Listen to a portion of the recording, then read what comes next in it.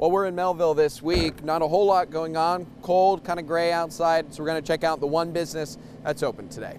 Hi, Daniel Phillips. I don't think we actually haven't met. Officially met. For roughly the last 100 years, the town of Melville has relied on Canatellas. 1923 is when my great-grandfather and his son, my grandfather, opened the store here in Melville. Coming over straight from Sicily in the 1880s, it wasn't originally the store business that Grant Canatella's great-grandfather was planning on. I wanted to farm and ultimately ended up here in the Melville area.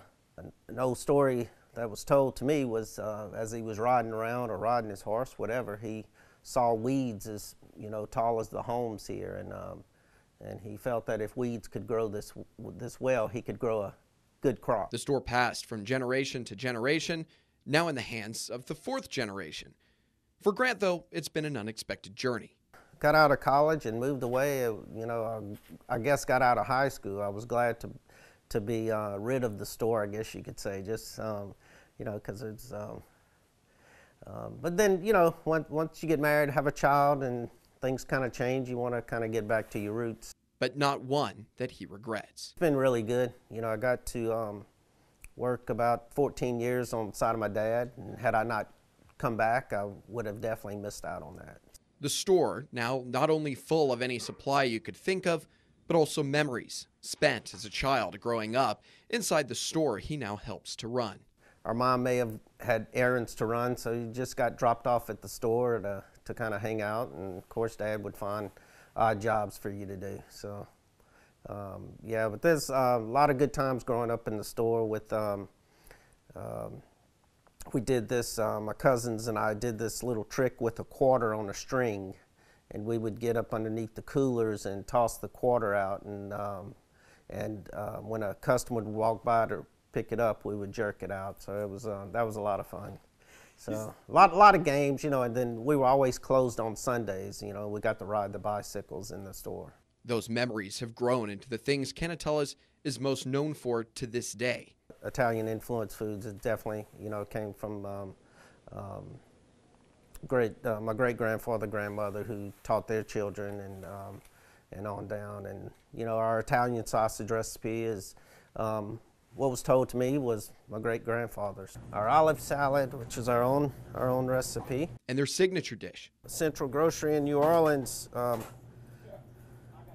My dad went in there one time to pick up fennel seed for our Italian sausage when I first moved back, and he told the owner that I was working on creating a muffalata, and the guy said, well, the first thing you have to do is have a good bread. So that was kind of what I started was with the bread. The muffaletta.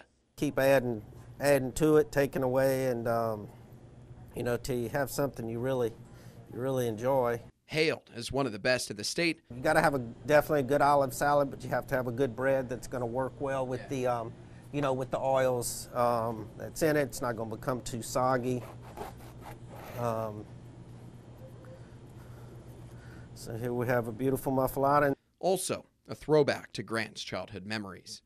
When I moved back, just try to give the store a little more diversity. Moved back, put a kitchen in at the store, did some baking, and we grew up as a muffalata was a real treat when my parents would go to New Orleans and bring back one of these sandwiches, and so something all of us kids really liked, and I said I'm gonna learn how to create a muffalata. So from homemade bread to his own blend of olive salad, the muffaletta has become one of the staples of the store. A store that remains the last remnant of a once booming Melville. We're doing everything we can to keep this store going, for our people in town here.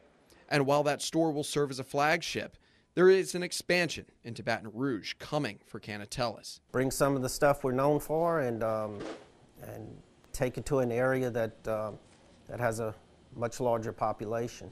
So we ended our trip to Canatella's the way you'd expect. Dave swore by this, so.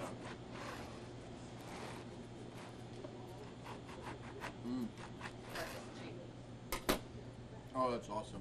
And Grant sent us on our way to the Lafayette-Iberia parish border. In Melville, I'm Daniel Phillips for KATC TV3.